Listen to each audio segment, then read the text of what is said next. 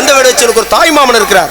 அவர் பெயர் நீலமேனிவேடு. அம்மான் எனக்கென்று 2 பெண்மான் குட்டியை உருவாக்கி அது மூத்த குட்டியை நான் ஏற்ற படைத்தலைமை பொறுப்புக்கு மணமகிழ்ந்து பரிசாக கொடுத்தார். மூத்த குட்டி அடைந்து எனக்கு இந்த சின்ன குட்டியும் அடைய வேண்டும் என்கிற விருப்பம் நானும் வந்து குட்டியும் பார்த்தேன். குட்டியும் என்னை பார்த்தது.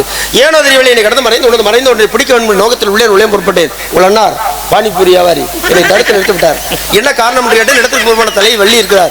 அனுமதி கேட்டு புற பிடிக்கலாம் என்றால் தலைவியான தாங்களும் வந்துட்டீர்கள். அந்த குட்டி எந்த குட்டி என்பதை யாராய் தெரிந்து கந்தவேடன் தேடி இந்த மாண்டு தான் என்பதை உணர்ந்து நீங்க சம்மதம் சொல்லணும். அதுக்கப்புறம் நான் பிடிக்கணும். சுருக்கமா சொல்ல போனா உன்னை பிடிக்க வந்திருக்கேன். என்னையே நீங்க பிடிக்க வரணும் ஏங்க புள்ளிமானை வழியாகவே ஒரு புள்ளிமான் வர கண்டது வேண்டாதீங்க. இப்ப ஒன்ன பிடிக்க வந்திருக்கேன்றீங்க. என்னையே நீங்க பிடிக்க வரணும். எனக்கு என்ன மாவனா மச்சானா சித்தப்பனா பெரியப்பனா அண்ணனா தம்பியா என்ன வேணும் நீங்க? நான் என்ன மானா? மானுக்கு மனுஷனுக்கு சம்மதம் இல்லையா? அதாவது நீங்க நல்ல நான் சொல்றதை முழுமையா கவனமா கேட்டு அதுக்கப்புறம் கோவப்படுங்க. 2 குட்டி மூத்தது ஒண்ணு வீட்டுல இருக்கு. சரி, ஒன்ன பிடிச்சிட்டு 2வது சின்ன குட்டி அந்த ஒன்ன பிடிக்கணும்னு நான் சொல்றேன். அந்த ஒண்ணு நீங்க என்ன பிடிக்க வந்தீங்களான்னு கேக்குறீங்களா? நீங்க அப்படி கிடையாதுங்க. நீங்க எல்லாமே பேசி முடிச்சிட்டு கடைசியில சுருக்கமா சொல்ல போனா ஒன்ன பிடிக்க வந்திருக்கேன் அப்படி. அப்ப அந்த வார்த்தை இருக்குல்ல, என்னது ஒரு வார்த்தை வெல்லும் ஒரு வார்த்தை கொல்லுன்னு பதிவாயிருக்கு.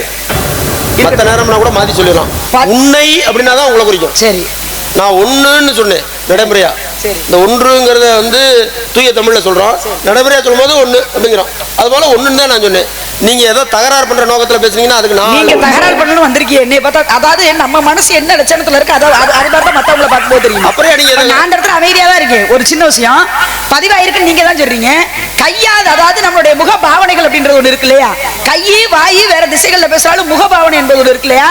நீங்க என்ன சொன்னீங்க? சுருக்கமா சொல்ல போனா ஒண்ணு பிடிக்க வந்திருக்கேன் அப்படின்றீங்க.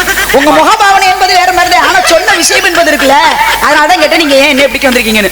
ஏற்கனவே ஒரு மான் பிடிச்சிருக்கீங்க.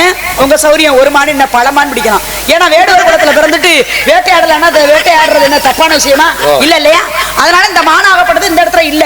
ஏன்னா அந்த இடத்துக்கு சொந்தக்காரி நான், அதாவது எங்க அப்பா இடத்திற்கு காவல் பண்ண வந்திருக்க வேணாம். இதுவரைக்கும் நான் பார்க்காத ஒரு மானை நீங்க பார்த்ததாக பொய் சொல்லி நிக்கிறீங்க. பொய் சொல்லலாமா? பொய் சொன்ன வாய்க்கு போஜனம் கிடைக்குமா?